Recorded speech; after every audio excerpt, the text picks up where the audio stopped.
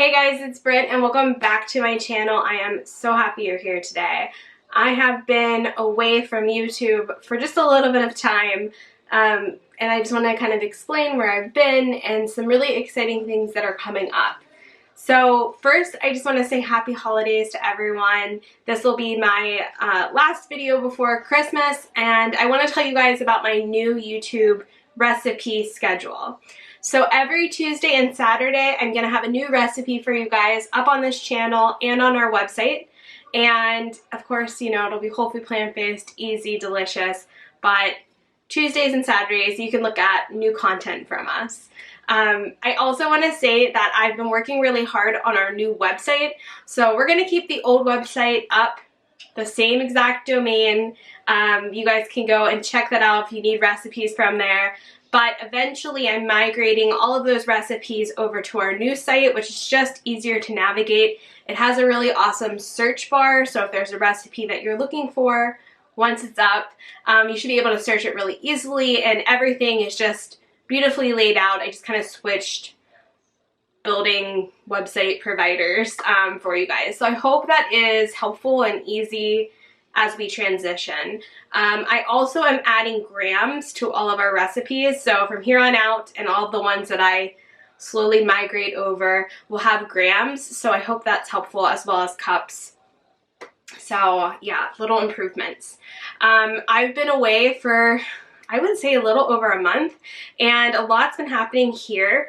We're actually moving this spring, so get ready for these to be kind of the last months of this kitchen and setting. It'll look very different come April, but we're building a house still here in Pittsburgh, but there is a lot that goes into getting ready just to move in general. All of you guys, I'm sure, leave me a comment if you feel my pain on moving.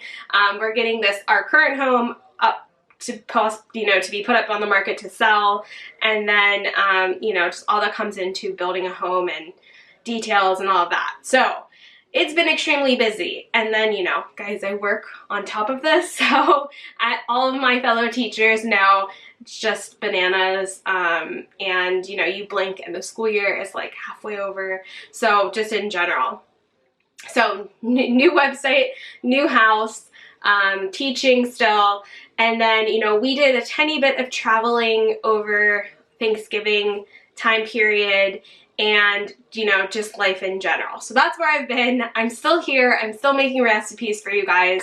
I'm still working really hard for putting out content. I'm hoping to make it even better by doing a couple of tweaks as we move forward. So I'm just really thankful you're here, and just wanted to say happy holidays before we begin.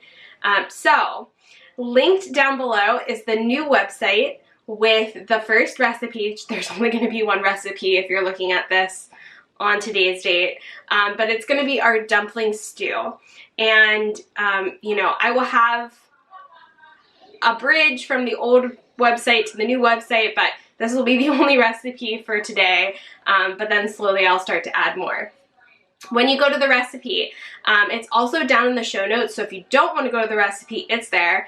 And I'm going to have a bunch of, handouts in the recipe for you, so you don't have to take notes, but I'll kind of go over what I did today. And again, I added grams, so if you're in the UK or you like using grams for more precision instead of cups, both options will be there for you.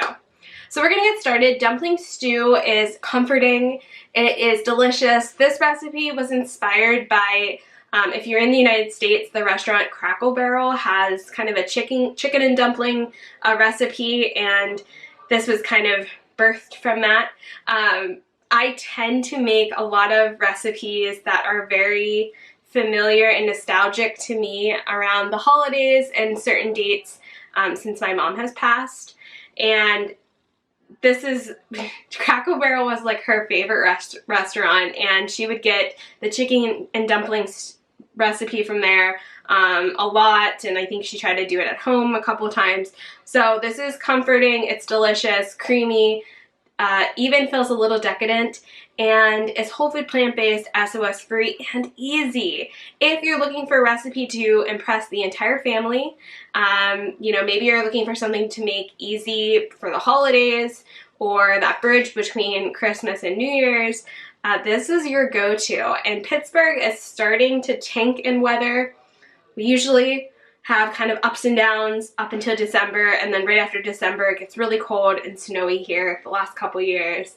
So this is just perfect. You live in a cold environment, or you want something that's, you know, very comforting.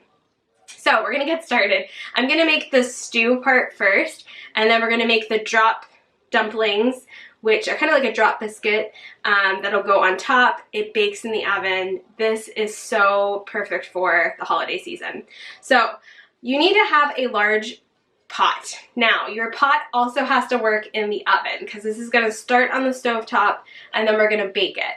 So I actually have this. This was a Christmas gift from my mom many years ago, and I've used and loved it so much, but it is oven safe. So whatever you guys use for this recipe, make sure it's oven safe, and it needs to hold quite a lot of volume.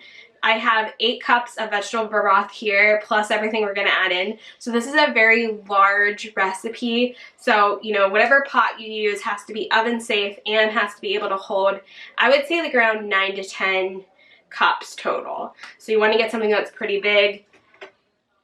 I have mine here ready to go. So if I will do my best to link on our website, you know, something that's similar size on Amazon if I can find it.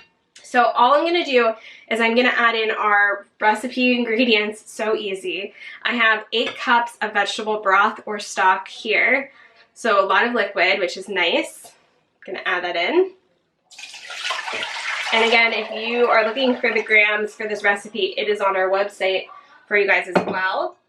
I also have 2 15-ounce cans of beans, and I like to use white beans for this. They're kind of like a forgotten bean, I feel. These are great northern beans, but any white bean or even chickpeas would work well with this. This is going to be the protein source really for this recipe. Now you could also add some shredded soy curls if you want. That's optional. I tend to just like it with the beans and all the vegetables we're going to add here. But if you are looking to make it more of a chicken dumpling soup or stew, you could do that with the soy curls.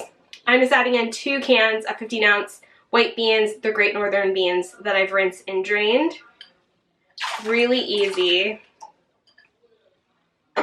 I have our vegetables here. So now over here I have, I'm looking at my notes, I have 2 cups of potatoes chopped.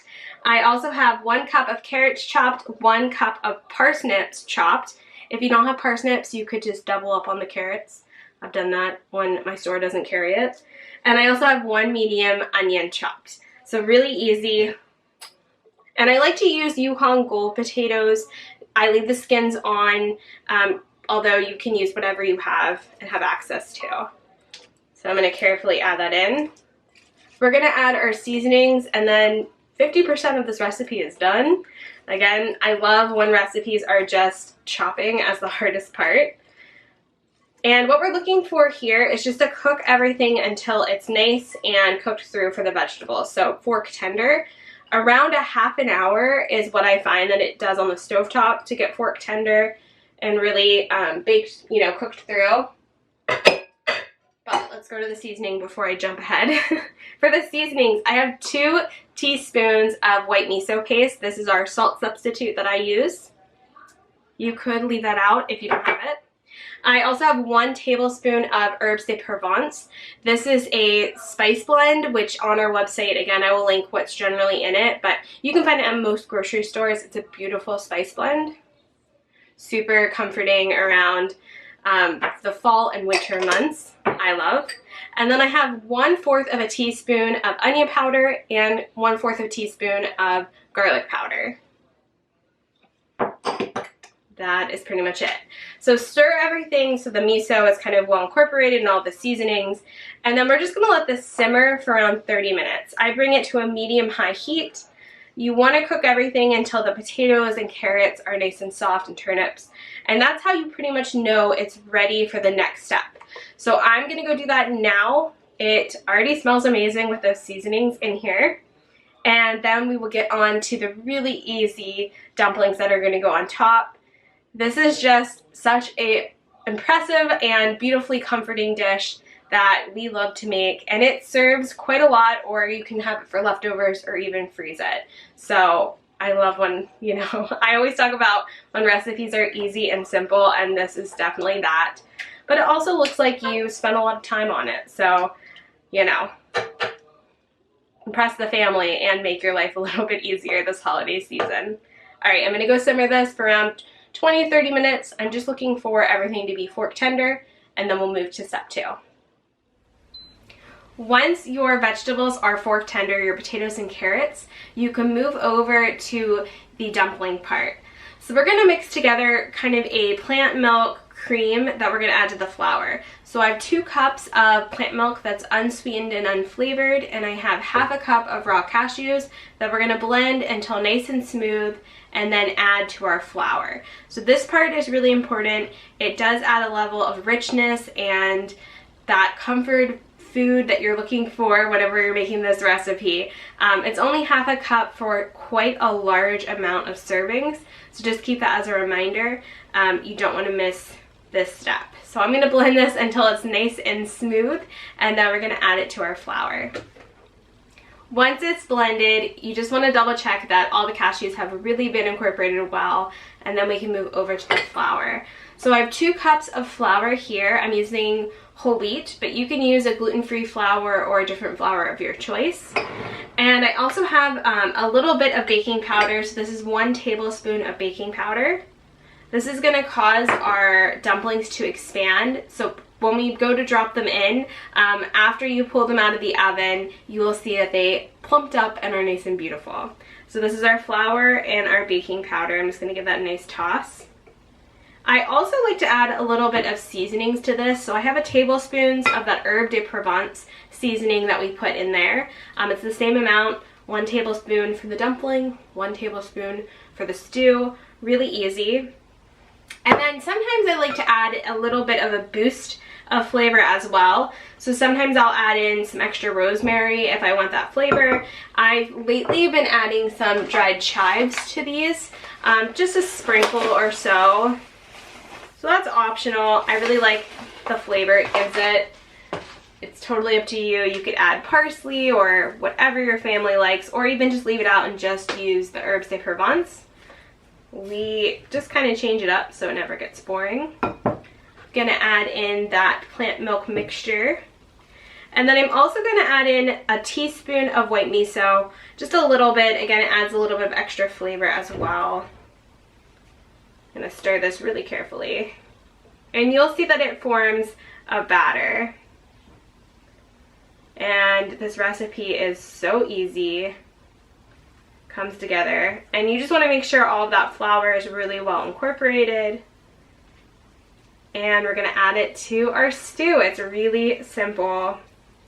If you have kids or grandkids or little ones, I always tell parents, you know, this is a good time to get them involved. You can have them drop the dumplings into the stew. Could be really a family event for sure. So I'm just going to go ahead and mix this up a little bit more. I'm going to add in our white miso paste I talked about a second ago. You can preheat your oven to 350 degrees. We are not using the cover of this at all. So make sure when you use your pot, take off the lid. We're not covering this. We're going to put it in uncovered, I'll say it again, at the bottom of your rack in your oven, so the lowest rack it can be. And I bake it for around 30 minutes. You want the dumplings to be cooked through and nice and brown on top. And it just comes out beautifully. Your whole house is going to smell amazing. Again, I'm just incorporating, making sure that miso really got mixed in well. Making sure I have no flour at the bottom of my bowl. Just spend an extra second making sure everything is incorporated awesome. And there you have it. So I'm going to take some photos and then I'll show you how to drop it in. Preheat your oven. It's almost dinner time. Now for this part, again, it's really fun. You can grab your kids or get whoever involved. But you just want to space them out. They are going to puff up and take over the majority of the surface when we pull it from the oven. So I just kind of go around, and you can grab a big spoon or however you want to dollop them in. And you can just go around. You'll see that they kind of sink a little bit, but the top you should be able to see. I just go around. You really, no right or wrong way to do this part, but it's gonna get a beautiful brown color. They will puff up, like I said. And the entire family is going to be so impressed and love it. And it makes a beautiful top layer to this dish. So what I love about it is getting a little piece of dumpling and then you kind of scoop it out and there's all of that filling underneath. Beautifully comforting. So much better than Crackle Barrel. For sure. Alright. I'm just going to go through. I have a little bit of batter. I just want to make sure I get all of it.